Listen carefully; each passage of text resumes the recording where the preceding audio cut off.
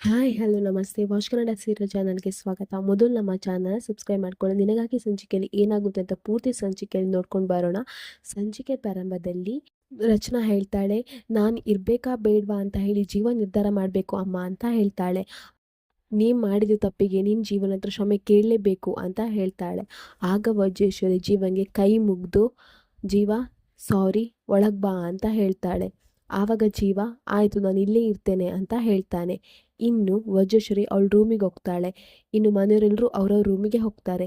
ಆಗ ಆಗ ಮನೋಹರ್ ಹೇಳ್ತಾನೆ ಜೀವನ ಹತ್ರ, ಅಲ್ಲ ಜೀವ ನಿಂಗೆ ಏನಾಗಿದೆ? ಈ ಮನೆಯಿಂದ ರಚನನ ಕರ್ಕೊಂಡು ಹೋಗ್ಲಿಕ್ಕಿದ್ದ ಒಂದು ಚಾನ್ಸ್ ಅದು ಕೂಡ ಮಿಸ್ ಮಾಡ್ಕೊಂಡೆ ಅಲ್ಲ, ಯಾಕೆ ಜೀವ ಹೀಗೆ ಮಾಡಿದೆ? ಅವ್ರು ಹೇಳುವಾಗ ನೀನು ರಚನನ ಕರ್ಕೊಂಡು ಮನೆ ಬಿಟ್ಟು ಹೋಗ್ಬೇಕಿತ್ತಲ್ವಾ ಅಂತ ಹೇಳ್ತಾನೆ. ಆಗ ಜೀವ ಹೇಳ್ತಾನೆ, ಮನೆ ಬಿಟ್ಟು ಹೋಗಿ ಏನು ಮಾಡಬೇಕಿತ್ತು ಸರ್? ಇವಾಗ ವಜ್ರೇಶ್ವರಿ ಮೇಲೆ ರಚನೆಗೆ ಸಿಟ್ಟಿದ್ಯಾ? ಇಲ್ಲ ತಾನೆ? ಇವಾಗ ನಾನು ಅವಳನ್ನು ಎಲ್ಲೋ ಕರ್ಕೊಂಡು ಹೋದ್ರು ವಜ್ರೇಶ್ವರಿ ಒಳ್ಳೆಯವಳು ಅಂತಲೇ ನಂಬ್ತಾಳೆ. ಹಾಗಿರುವಾಗ ನಾನು ಅವಳನ್ನ ಬೇರೆ ಕಡೆ ಕರ್ಕೊಂಡು ಹೋಗಿ ಏನು ಪ್ರಯೋಜನ ಅಲ್ವಾ? ಅದಕ್ಕೆ ನಾನು ಕರ್ಕೊಂಡು ಹೋಗಲಿಲ್ಲ.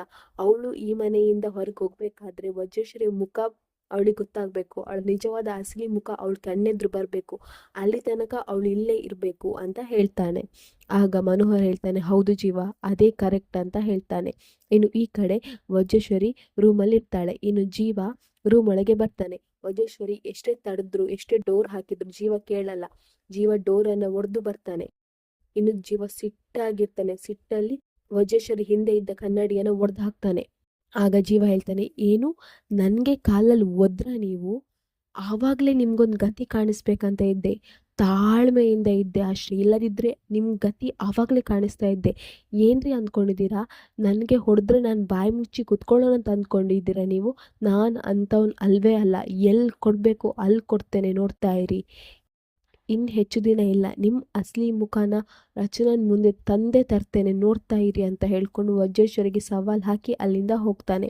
ಇನ್ನು ಈ ಕಡೆ ರಚನಾ ಒಬ್ಬಳೇ ಕೂತ್ಕೊಂಡು ಅವಳ ಫ್ಯಾಮಿಲಿ ಫೋಟೋ ನೋಡ್ತಾ ಇರ್ತಾರೆ. ಆ ಫೋಟೋದಲ್ಲಿ ಬಾಲ, ಜೀವ, ಕೃಷ್ಣ, ರಚನಾ ಎಲ್ಲ ಇರ್ತಾರೆ.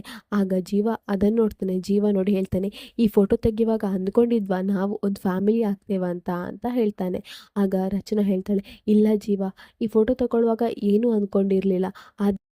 ನಾನು ನಿಮ್ಮ ಜೀವನದಲ್ಲಿ ಬಂದು ನಿಮ್ಮ ಜೀವನನೇ ಧೂಳಿಪಟ ಮಾಡಿಬಿಟ್ಟೆ ಅಲ್ವಾ ಜೀವ ಅಂತ ಹೇಳ್ತಾಳೆ. ಅದಕ್ಕೆ ಜೀವ ಹೇಳ್ತಾನೆ, ಹೌದು, ನೀವು ನಮ್ಮ ಜೀವನದಲ್ಲಿ ಬಂದು ನಮ್ಮ ಜೀವನ ಅಂತೂ ಧೂಳಿಪಟ ಆಗಿದ್ದಂತೂ ಹೌದು. ಆದರೆ ಕೃಷ್ಣ, ಅವಳು ಇಷ್ಟು ಖುಷಿಯಾಗಿ ಯಾವತ್ತೂ ಇರಲಿಲ್ಲ. ನಾನು ಅವಳಿಗೆ ಎಷ್ಟೇ ಪ್ರೀತಿ ಕೊಟ್ಟರು ಇಷ್ಟು ವರ್ಷದಲ್ಲಿ ಅವಳು ಇಷ್ಟು ಖುಷಿಯಾಗಿ ಇದ್ದೇ ಇರಲಿಲ್ಲ. ನೀವು ಬಂದಮೇಲೆ, ನೀವು ನಮ್ಮ ಜೀವನದಲ್ಲಿ ಬಂದಮೇಲೆ ಅವಳು ತುಂಬ ಖುಷಿಯಾಗಿದ್ದಾಳೆ ರಚನಾ, ಅದಕ್ಕೆಲ್ಲ ಕಾರಣನೇ ನೀವು ಅಂತ ಹೇಳ್ತಾನೆ. ಇನ್ನು ಅವರು ಇದೇ ರೀತಿ ಮಾತುಕತೆಯನ್ನು ಆಡ್ತಾ ಇರ್ತಾರೆ. ಇನ್ನು ಹೊರಗಡೆ ಜೀವ ನಿಂತ್ಕೊಂಡಿರ್ತಾನೆ. ಅಲ್ಲಿ ಅವನಿಗೆ ಸೌಂಡ್ ಬರ್ತಾ ಇರ್ತದೆ. ಇನ್ನು ಅವ್ನು ನೋಡುವಾಗ ಮನೆ ಹೊರಗಡೆ ವಜ್ರೇಶ್ವರಿ ಮತ್ತು ಟೈಗರ್ ರಚನಾನ ಎಲ್ಲ ಫೋಟೋನ ವಜ್ರೇಶ್ವರಿ ಕಲ್ಲಿಗೆ ಹೊಡಿತಾ ಇರ್ತಾಳೆ. ಪ್ರತಿಯೊಂದು ಫೋಟೋನ ಒಡೆದು ಬಿಸಾಕ್ತಾ ಇರ್ತಾಳೆ. ಅದನ್ನು ಜೀವ ನೋಡ್ತಾನೆ. ಜೀವ ನೋಡಿ ಅಂದ್ಕೊಳ್ತಾನೆ, ಇವ್ರು ಏನು ಮಾಡ್ತಿದ್ದಾರೆ ಇಲ್ಲಿ ಅಂತ ಹೇಳ್ಕೊಂಡು. ಇನ್ನು ಅವನು ಹೋಗ್ತಾನೆ. ಅಲ್ಲಿ ಹೋಗಿ ಏನು ಮಾಡ್ತಿದ್ದೀರಾ ನೀವು ಅಂತ ಕೇಳ್ತಾನೆ. ಆವಾಗ ವಜ್ರೇಶ್ವರಿ ಹೇಳ್ತಾಳೆ, ಈ ರಚನಾ ನನ್ನ ರಚನೆಯಾಗಿ ಉಳಿದಿಲ್ಲ. ಹಾಗಿರುವಾಗ ಅವಳು ಯಾಕೆ ಇರಬೇಕು? ನೋಡು ಜೀವ, ಇನ್ನು ನಾಳೆ ಒಳಗೆ ಅವಳು ಜೈಲಲ್ಲಿರ್ತಾಳೆ. ಅವಳ ಸ್ಟಾರ್ ಪಟನ ನಾನು ಕಿತ್ತು ಬಿಸಾಕ್ತೇನೆ. ತಡಿಲಿಕ್ಕಾದರೆ ತಡಿ ನೀನಂತ ಹೇಳಿ ಹೋಗ್ತಾಳೆ. ಇನ್ನು ಜೀವ ಏನು ಹೇಳ್ತಿದ್ದಾರೆ ಇವರು ಅಂತ ಕೂಡ ಯೋಚನೆ ಮಾಡ್ತಾ ಇರ್ತಾನೆ. ಇಲ್ಲಿಗೆ ಈ ಸಂಚಿಕೆ ಸಣ್ಣ ಕ್ಲಿಪ್ಪಿಂಗ್ಸ್ ಮುಗಿಯುತ್ತೆ. ನಮ್ಮ watch Kannada serial channel subscribe ಮಾಡ್ಕೊಳ್ಳಿ.